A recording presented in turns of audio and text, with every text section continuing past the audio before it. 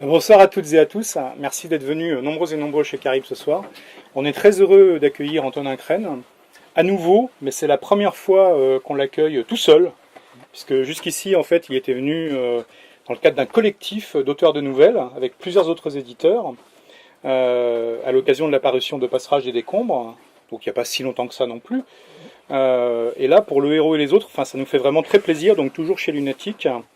De prendre un petit peu plus de temps, même si on ne va pas abuser de votre patience pour parler du héros et les autres, qui est une novella, donc ou un très court roman. Enfin, après, voilà, chacun choisira comment l'appeler, mais en tout cas un texte magnifique. Moi qui m'a beaucoup impressionné. Bon, après, j'aime pas trop quand on dit oui, surtout pour un premier roman, parce que il y a des 15e romans qui restent toujours aussi médiocres que le 14e, le 13e et le 12e, et puis effectivement il y a des premiers romans qui sont extraordinaires, c'est juste, bon, il y a des bons textes et puis des moins bons textes. Néanmoins, c'est toujours impressionnant de voir un auteur relativement jeune, qui n'a pas eu énormément de textes publiés, et qui réussit à faire des choses aussi, donc je vais essayer de vous faire partager, enfin si vous n'êtes pas déjà tous convaincus, si vous ne l'avez pas déjà tous lu, acheté en nombreux exemplaires, enfin si c'est pas le cas, vous le ferez tout à l'heure, je le sais, mais de réussir en fait une espèce de synthèse un petit peu magique. Et notamment, Antonin, parce que, et ça c'était déjà le cas dans Passerage des décombres, de transformer une passerelle de chemin de fer désaffectée en une espèce de tremplin vers plein de choses. C'était le cas aussi dans ce très chouette recueil Petit ailleurs en fait chez Antidata, une simple nouvelle ou une cabane de plage devient aussi une espèce de point d'ancrage de plein de choses. Et là, c'est un peu plus grand, c'est pas juste une cabane de plage, c'est pas juste une passerelle de chemin de fer, c'est tout un village et ses environs qui deviennent un théâtre, un tremplin et vraiment quelque chose de très très fort, où on part de quelque chose qui a l'air simple, qui a l'air même légèrement banal au début, et puis qui, en quelques dizaines de pages. Donc, moi je vais une première question peut-être, Antonin, simplement, est-ce que tu nous raises une question qui n'est pas toujours facile, parce qu'il n'y a pas toujours une causalité, enfin, mais comment s'est fait l'enchaînement en fait de passerage, de cette passerelle de chemin de fer, à, on va dire le nom, parce que de toute façon tu le dis dedans, Oui, je le dis à la à fin. s'insérer. Bien. En fait, dans les deux cas, il se passe un petit peu la même chose pour moi. C'est d'abord un lieu que j'aime, que je connais, et je ne sais pas exactement pourquoi je les aime, mais en tout cas, quand je les vois, ces lieux, ça me raconte tout de suite des histoires. Et ces deux textes-là, Passerage des décombres et Le héros et les autres, sont assez comparables parce que je les écris de manière assez intuitive, et que ce pont de chemin de fer désaffecté, c'était juste bêtement, je l'avais sous mes fenêtres dans mon travail précédent où je m'ennuyais beaucoup et qu'il y avait, voilà, il y avait ce terrain vague, j'ai passé des heures à le regarder et quand j'ai voulu le décrire, il s'est passé quelque chose. Il y a eu, enfin, quand j'y mets des personnages dedans, il se passe, voilà, ils ont fait ce qu'on doit faire dans ce lieu. Et le héros et les autres, c'est un petit peu ça aussi. J'avais quand même, avant de choisir le lieu, j'avais quand même une petite idée de ce que je voulais dire. Je voulais que mon héros, mon personnage, ce soit un adolescent. Je voulais parler de ses sentiments, de quelques idées qu'il aurait sur le monde, mais par contre, je ne savais pas exactement ce qu'il ferait dans ce lieu. Et Saint-Céré, c'est une ville que je connais bien. Et tu as dit village. Oui, j'ai dit Et village, désolé, pardon. c'est une ville, justement. Oui, pardon, excusez-moi. Et moi, c'est pour ça que c'est un endroit que j'aime autant. C'est que moi, je suis parisien. J'adore vivre dans une ville énorme et dense. Et, mais ce que j'aime à Saint-Céré, c'est que c'est quand même une ville. C'est tout petit, mais c'est une ville parce que c'est urbain. C'est pas un village. C'est des petits immeubles avec une place, avec une église, avec un lycée. Il y a tout ce qu'il faut pour faire une ville. Et puis on marche 50 mètres et on est en pleine campagne. Et là, c'est le cause, c'est sauvage, c'est désert. Il y a des châteaux forts en ruine. Enfin, tout l'imaginaire même de la nature sauvage, de lieux abandonnés, et aussi tout l'imaginaire de la ville et de tous les repères que peut avoir un personnage de cet âge, un adolescent qui va de sa maison à son lycée. Donc, en fait, assez naturellement, j'ai l'impression qu'en parlant de ce lieu, on peut parler de tout, puisque ça contient tout. Rien que les déplacements du personnage dans la ville, c'est déjà c'est déjà se confronter à quelles sont ses idées sur le monde, sa vie quotidienne, ses Alors, sentiments. justement, tu le mentionnais à l'instant, moi c'est une des choses qui m'a frappé. Alors vraiment toutes mes excuses pour avoir dit village, là c'est vraiment un tropisme, mais bon, une ville, donc la ville de Saint-Céré.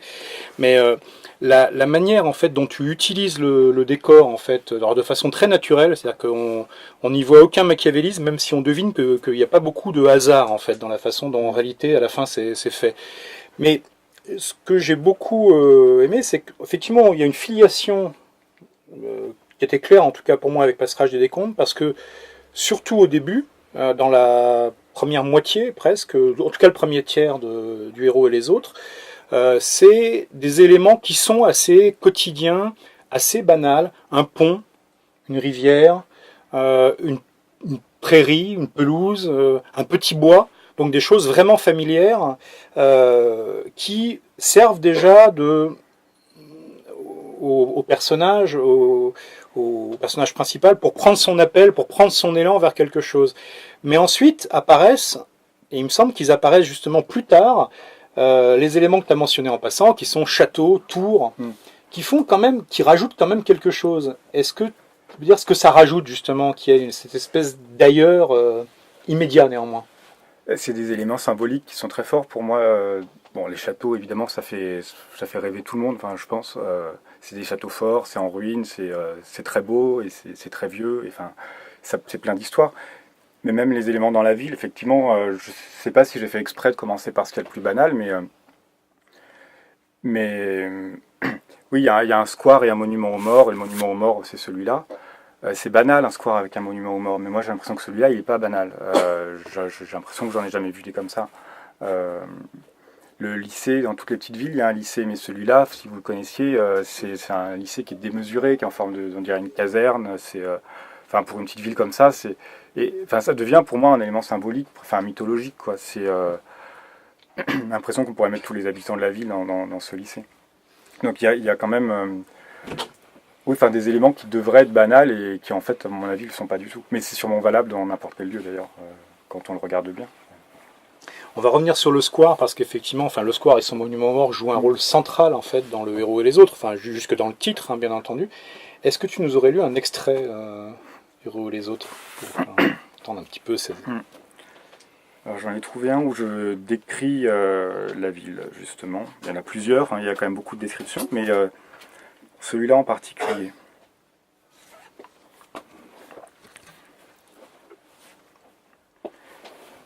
La ville est toute petite.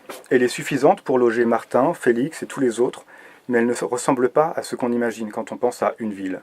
Sauf quand c'est Martin qui pense, bien sûr. Pour lui, c'est exactement cela, une ville, puisqu'il a toujours vécu ici. Il y a grandi. Il continue d'y grandir, d'ailleurs. Il espère bien y gagner encore 2 ou 3 centimètres. En revanche, les probabilités pour que la ville grandisse également sont très faibles. Et Martin s'en réjouit. Ce qu'il souhaite pour son corps, il ne le désire pas forcément pour sa ville. Par exemple, il aime bien que certains quartiers de la ville portent la marque du temps. Des maisons exhibent leurs murs décrépits, leurs pierres mises à nu, leurs toits de guingois. Sur sa propre personne, ce vieillissement serait intolérable. A l'inverse, quand il s'agit de croissance, c'est son corps uniquement que Martin voudrait voir s'élever encore un peu, tandis que la ville, elle, doit rester telle qu'elle est. La rivière accourt depuis les collines vertes qu'on aperçoit au loin.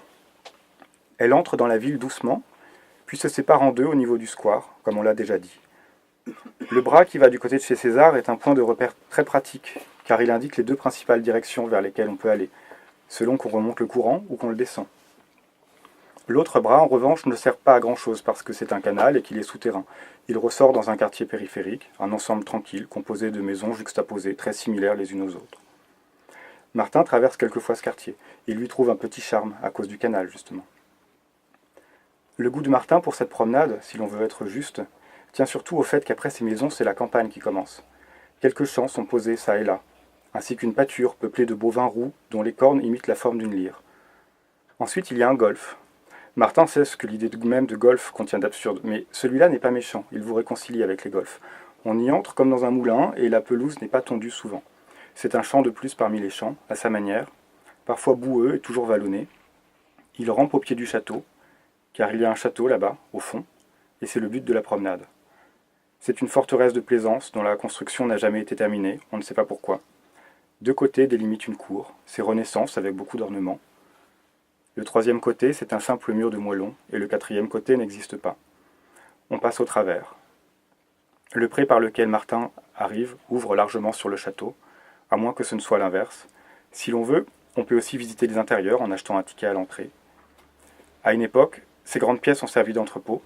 Des tableaux précieux avaient été cachés ici par des gars héroïques qui avaient traversé le pays en camion pour mettre des chefs-d'œuvre à l'abri. Dans la région, évidemment, personne n'était au courant. C'était dangereux. L'histoire est bien connue aujourd'hui, mais comme la guerre est finie depuis longtemps, les tableaux sont rentrés dans leur musée d'origine. Ils ne sont plus ici, mais on a sûrement d'autres choses chouettes à voir lorsqu'on visite le château. Martin ne l'a jamais fait, il est déjà assez content d'entrer dans la cour sculptée et de lever les yeux vers les frises, les flammes et les froufrous. Une dentelle de pierre, c'est 1000 fois plus beau que de la vraie dentelle.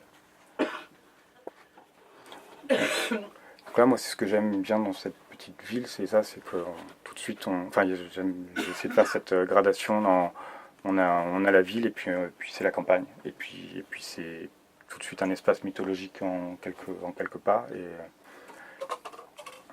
Et c'est ces allers-retours en fait que fait le personnage entre tous ces lieux qui l'aident à se construire, je crois. Mais ça, je pense que cette ville de Saint-Céré là est vraiment une forme d'extension. Enfin, tu lui donnes plus de puissance, plus de richesse, plus d'espace, mais c'est une extension de la passerelle de chemin de fer, passage de Descamps, en fait. Sauf qu'elle prend effectivement, il y a plus d'éléments dedans, plus de richesse, plus de choses qui viennent la nourrir. Et c'est ça que je trouve assez fascinant, c'est la façon dont, encore une fois, dans un texte qui est court, mais qui est d'une très très belle densité, c'est la façon dont tu prends des certitudes et des rêves en fait d'enfants, de préadolescents ou d'adolescents. Donc il a des certitudes et les pages en sont truffées de choses qu'il sait, mais il y a aussi une très très belle façon de jouer avec ce qu'il ne sait pas et là où il a des incertitudes. Et je trouve qu'il y a une espèce de léger déséquilibre permanent en fait, mais très très riche tout au long. Voilà, tu vois. Alors, il est très à l'aise avec son environnement géographique, puisque c'est ce qu'il sait faire de mieux finalement, parcourir les lieux, mais parce qu'il est très seul et qu'il n'est pas du tout à l'aise avec le reste, avec tout le reste. Et il se rassure avec des certitudes, et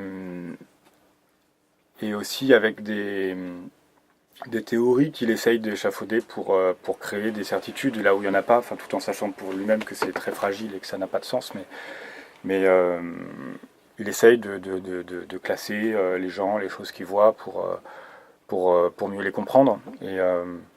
Et ces tentatives-là, et les échecs de ces tentatives contribuent à renforcer peut-être son malaise ou sa solitude. Et effectivement, s'il y a une certitude quelque part, c'est uniquement dans le décor. Mais je trouve que tu t'y prends particulièrement bien pour justement, sans jamais forcer le trait, sans jamais pointer, surligner, faire sentir que ce gamin, ou cet ado, il a effectivement un véritable malaise, il y a vraiment une puissance, une explosion de sentiments sur lesquels il arrive en partie à mettre un nom, et dans ce cas il le met avec beaucoup d'assurance, mais il y a toute une partie où en fait il n'arrive pas à mettre un nom dessus, et nous, lecteurs ou lectrices, avec notre surplomb fatal de lecteur ou de lectrice, on aurait envie de l'aider à mettre un nom, mais justement tu te gardes bien d'étiqueter, de trucs, tu le laisses un peu finalement rêver, douter, hésiter, Oui, je le laisse se débrouiller avec ça, et le titre est ambigu aussi pour cette raison, c'est que vous verrez qu'il y a plusieurs personnages qu'on pourrait qualifier de héros. On ne sait pas si le héros c'est le personnage principal, c'est Martin, ou si le héros c'est le garçon qui l'admire, que ça pourrait aussi peut-être le héros, ou si le héros c'est ce bonhomme qui est sur la statue, qui pourrait aussi être un héros. Et il y en a un quatrième qui pourrait être un héros, celui qui a disparu justement. Oui, ouais. Et justement, chacun pourrait, et en fonction de qui est le héros, les autres, c'est tous les autres, et donc on ne sait même pas si Martin, il fait partie de ce groupe, les autres, et en fait, c'est une question qui se pose en permanence, ça, justement, les sentiments qu'il éprouve pour les autres, ça va être par moments un très fort désir d'identification, et puis après, au contraire, un rejet complet parce que justement, il ne leur ressemble pas et il ne veut surtout pas leur ressembler. Euh, il va passer de l'un à l'autre. Nous, on est un petit peu plus vieux que lui, on est peut-être passé par là, donc on arrive à comprendre mieux que lui, mais, mais oui, moi, je le laisse se débrouiller en tout cas. Ouais, mais du coup, le fait de laisser se débrouiller, je trouve que ça donne une très très belle sensation à la fois de pudeur. Alors que justement, il se passe des choses elles sont peut-être pas si complexes que ça en réalité, mais en tout cas pour lui elles le sont, ça y a aucun doute. Et du coup, tu nous fais pleinement partager cette complexité sans l'écraser dans le réel et dans le fait qu'effectivement on est plus âgé, enfin presque tous a priori. Et, enfin, il y en a deux ici qui le sont moins, mais qui n'ont pas encore lu peut-être. Enfin, et je trouve que là il y a une vraie réussite dans cette façon de justement de porter le regard au bon endroit, mais sans le surjouer, c'est-à-dire sans le faire plus ni plus naïf, ni plus rêveur qu'il ne l'est déjà, ce qui est déjà pas mal, et vraiment d'être sur la ligne où ça crée de la complicité, mais effectivement pas de l'héroïsme nécessairement. Enfin, Bah, moi, j'avais pas envie du tout de faire de la psychologie. Je pense pas être bon pour ça et ça m'intéressait pas d'essayer. Donc je me mets dans sa peau le plus possible et assez facilement puisque il me ressemble beaucoup. Donc je n'ai pas un gros effort à faire pour ça.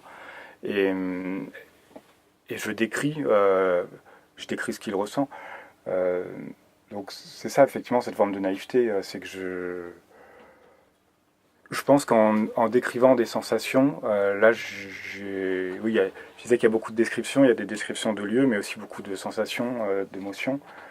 Euh, et c'est plutôt par ce moyen-là que j'essaye de faire comprendre ce qui se passe dans sa tête, plutôt qu'en analysant, ça m'intéresse pas. Effectivement, la psychologie, enfin, je crois qu'il y en a pas dans ce livre. alors, je suis d'accord, justement, il y a certainement rien de psychologisant, en tout cas, c'est vraiment, voilà les faits, voilà les éléments, voilà un ressenti, et après, l'interprétation, chacun fera la sienne, quoi, hein, et je trouve que ça donne une belle justesse. Il y a un élément, donc, un élément, alors je ne sais pas s'il est central, mais en tout cas, c'est un élément qui a plus d'importance, parce que c'est un des rares éléments qui fait entrer en jeu, en fait, les adultes, hein, qui est effectivement, donc, et là c'est le seul spoiler hein, que je ferai sur la trame de ce thriller, puisque c'est un thriller, qui est effectivement qu'il y a eu une rencontre en fait avec un, un migrant, enfin, Ouais. hein, disons-le, et où ça a été... À l'échelle de s'insérer, un migrant, ça peut être un gars du Pakistan d'à côté. Ah ouais, mais c'est effectivement la figure de l'étranger. C'est la figure de l'étranger, de l'autre, plus radical que simplement celui qu'on ne comprend pas. Et la façon dont à la fois Martin donc s'investit de façon extraordinaire en fait, pour lui en tout cas dans cette rencontre, et la manière dont le village, pardon, ça y est, je me refais, enfin, la ville de Saint-Céré, le traite, ben, ça introduit une espèce de dimension qui par ailleurs, sinon, est absente volontairement, hein, mais une dimension d'un seul coup, une irruption du social, du politique, là, par le square et le monument aux morts. Ouais, effectivement. Là, pour le coup, c'est volontaire. Autant il y a beaucoup de choses qui sont intuitives, là, c'est vraiment une question que je me suis posée. De quelle manière je voulais faire entrer le monde dans la vie de Martin. Et en fait, c'est une question que je me pose beaucoup, mais je ne suis pas le seul. Savoir on voudrait faire des choses bien ou des choses utiles pour le monde, pour les autres. Bon, c'est des idées abstraites comme ça. On peut avoir conscience de la complexité de la chose. Et à un moment, le refuge que va trouver Martin, c'est de se dire peut-être que je ferai rien de bien, mais au moins je ferai rien de mal. Donc, et ce regard qu'il a justement sur le décor, sur la nature, etc., c'est un moment peut-être le refuge de la contemplation et de se dire moi je ne participerai pas à tout ça. Parce que l'épisode dont tu parles, donc effectivement il y a un garçon, on ne sait pas d'où il sort, il est là dans la ville, et lui décide de l'accueillir alors que les autres ne font pas ce choix-là et vont même finalement le faire partir. Et il aura échoué à lui faire du bien, mais il constate surtout que les autres lui ont fait du mal. Et et donc il peut essayer lui au moins de se retirer de ça, de ne pas s'en rendre complice, ouais, de limiter même son empreinte sur le monde, quoi. Et c'est là que je mets un petit peu de politique, ou en tout cas un petit peu de monde réel dans le texte. Oui, parce qu'il y a une façon assez singulière que tu trouves pour que alors, ce héros potentiel, qui n'est peut-être pas le héros, mais qui est l'un des héros possibles en tout cas de la novella, soit confronté au sordide, au mesquin, au terriblement matériel, dans un univers qui jusque-là semblait pouvoir, mais parce que c'est aussi peut-être le passage justement de l'enfance, de la préadolescence au monde réel, pouvait y échapper. En tout cas, la question ne se posait pas, et d'un seul coup elle se pose, et effectivement ça ne se passe pas nécessairement très bien. Enfin... Ouais. Et alors je dis pas que c'est une référence parce que j'ai pas voulu écrire dans ce style-là, mais il se trouve que quand j'écrivais ce texte, je lisais Mario Rigoni-Stern et que j'avais été très étonné de voir comment il peut, à la fois, des fois dans le même texte, avoir des paragraphes où il parle de son expérience de la guerre, des camps et des choses horribles, et juste après nous parler de son jardin, et de voir que 30 ans plus tard, 40 ans plus tard, quand c'est un vieux monsieur, il va se passionner pour nous décrire pendant 10 pages comment les abeilles viennent butiner. Et ça semble tellement vain par rapport aux choses dont il parle par ailleurs, qui sont puissantes, qui sont graves, qui sont importantes. Et en fait, sur le plan littéraire, les deux ont exactement la même valeur, et c'est sûrement l'aller-retour entre les deux qui est très beau. Et donc, encore une fois, je ne cherche pas du tout à faire ça, mais je me posais aussi cette question de, justement, peut-être que le moment où il veut se retirer un petit peu du monde, ça peut être au moins ça, se dire si on est impuissant à faire du bien, voilà, peut-être que juste regarder les abeilles, au moins je ferai de mal à personne. Là, en l'occurrence, c'est plutôt avec un petit oiseau qui se lie d'amitié, mais c'est plus facile parce que effectivement les contacts qu'il a avec les gens se passent pas très bien. Avec l'oiseau, c'est plus facile. Enfin, pour lui en tout cas. Est-ce que tu nous lis un deuxième extrait? Alors parmi les autres personnages, il y a Félix. Félix, bon, c'est un autre garçon qui est dans le même lycée, qui est probablement dans la classe de Martin, et qui est plutôt... qui est une figure importante pour lui, même si finalement il n'y a pas grand-chose dans leur relation, que c'est plutôt... c'est plutôt ce qu'il... On ne sait pas ce qu'il voudrait que cette relation soit, mais en tout cas c'est quelqu'un d'important pour lui. Tu es parti tôt l'autre soir? Je ne t'ai pas vu. Félix remue le couteau dans la plaie ouverte dans le cœur de Martin, qui n'a pas pu se refermer en 2 jours, c'est trop court. Pourtant, ce n'est pas faute d'avoir fait des efforts depuis cette affreuse fête chez César. S'il n'était pas si naïf, Félix serait méchant de dire une chose pareille. Heureusement donc qu'il est naïf. Ou peut-être simplement qu'il est aveugle. Martin pardonne toujours tout à Félix, parce qu'il est lié à lui par une sorte d'attache surnaturelle. Moi, je ne me souviens pas de grand-chose, j'ai un peu picolé, mais on s'est bien marré. Ce n'est pas très malin, Félix, de te vanter de ta soirée. Tu devrais voir que Martin est blessé et qu'il voudrait que tu t'occupes de lui. Tu pourrais plutôt lui demander « Tu as fait quoi dimanche ?» C'est une question bête à poser, mais Martin pourra te répondre ce qu'il voudra, tu lui feras plaisir. Allez, lance-toi. Sinon, tu as fait quelque chose ce week-end? Demande Félix. Oh, dimanche, je me suis baladé. Tu sais, c'est ce que je fais de mieux. J'ai suivi le chemin derrière chez moi, jusqu'à m'enfoncer dans les champs, et au bout, je me suis aperçu que j'arrivais derrière la colline des Tours éboulées. Un petit coin sauvage comme tout. Du coup, je me suis demandé comment cet endroit se raccrochait au reste de la ville en passant par les tours. Je suis allé de là à ailleurs, pour voir ce qu'il y a entre. Eh bien, figure-toi qu'en faisant la grande boucle, on retombe dans le quartier du Canal. Pas sûr que Félix ait tout compris. Il ne va jamais se promener aussi loin. Il ose une confidence.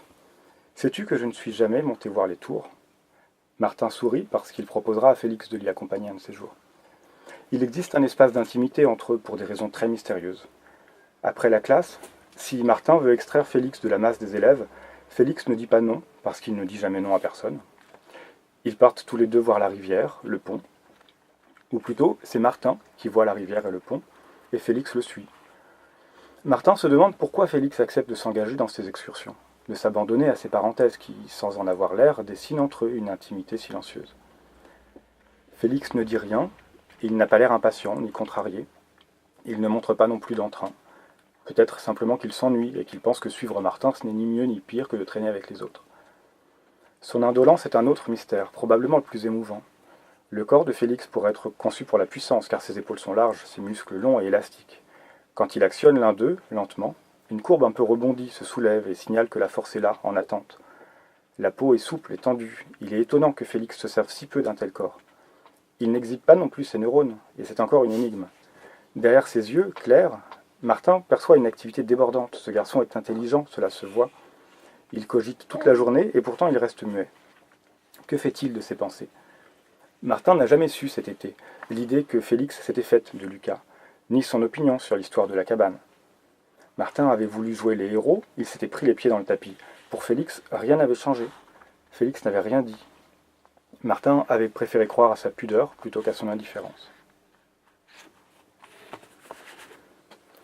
Donc l'histoire de la cabane, c'est ce moment dont tu parlais, donc ce garçon qu'il a voulu aider et qui n'a pas réussi à aider. Et effectivement, à part Martin, on a l'impression que personne ne s'intéresse à cette histoire.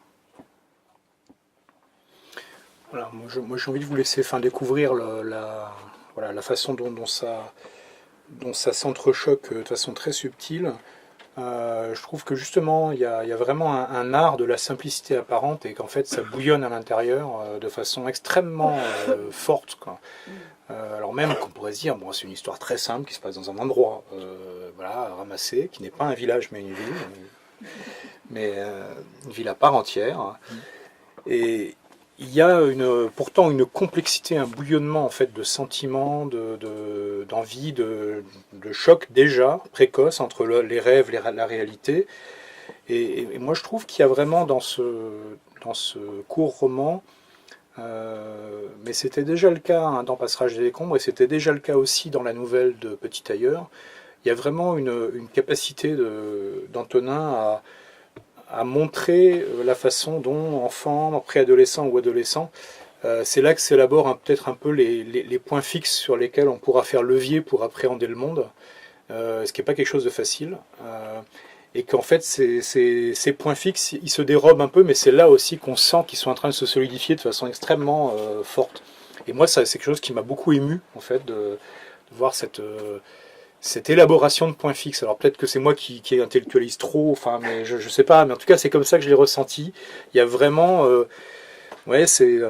lycéen qui pourtant est en train de bâtir quelque chose d'extrêmement fondamental et le fait avec toutes les hésitations normales qu'on peut attendre, mais qui le fait dans une sorte de beauté. Et donc c'est à la fois, je trouve, assez émouvant, très intéressant et beau, quoi. Merci. Donc, avant que j'aurais aimé que tu me dises un mot en fait sur tes questions traditionnelles, parce qu'on approche un peu aussi du temps qu'on s'était fixé, de tes prochains projets. Mais je voudrais quand même dire que c'est un texte, je pense, qui peut se lire de pas mal de façons différentes. Donc c'est un très beau texte. Et ça va être ma minute mercantile. Comme c'est un très beau texte qui peut se lire de plusieurs façons différentes, vous pouvez aisément en acheter 5 ou 6 pour les offrir. Ça fera toujours plaisir. Voilà. Donc quels sont tes prochains projets, Antonin? Prochain projet, ça va être assez facile à dire puisqu'ils sont très concrets. J'ai un roman qui sort en janvier chez Publinet, qui est un roman qui a déjà un peu plus la taille qu'on attend d'un roman. Parce que c'est vrai qu'on se pose toujours la question sur des livres minces comme celui-ci. Et ça s'appelle L'épaisseur du trait. Et ça fait quelques années que j'étais dessus. Et là, pour le coup, quand je parlais d'écriture, que j'avais travaillé de manière intuitive, là, pas du tout. Pour le coup, c'est plus construit et ça m'a demandé plus de travail. Et on y retrouve un personnage qui a à peu près le même âge. Qui parcourt d'autres lieux. Mais les personnages me ressemblent, donc si c'est moi qui écris le livre, il y aura toujours un petit peu de ça quand même dedans. Et ça se passe entre Paris et Rome, qui sont vraiment des villes là pour le coup. Oui, Saint-Céré ne protestera pas. Non. Je sais pas si j'en dis plus, mais je suis très content de voir que vous êtes nombreux et vous êtes fidèles, ça fait plaisir. Je suis très content. Merci beaucoup. Merci beaucoup, Antonin, en tout cas d'avoir accepté cette invitation.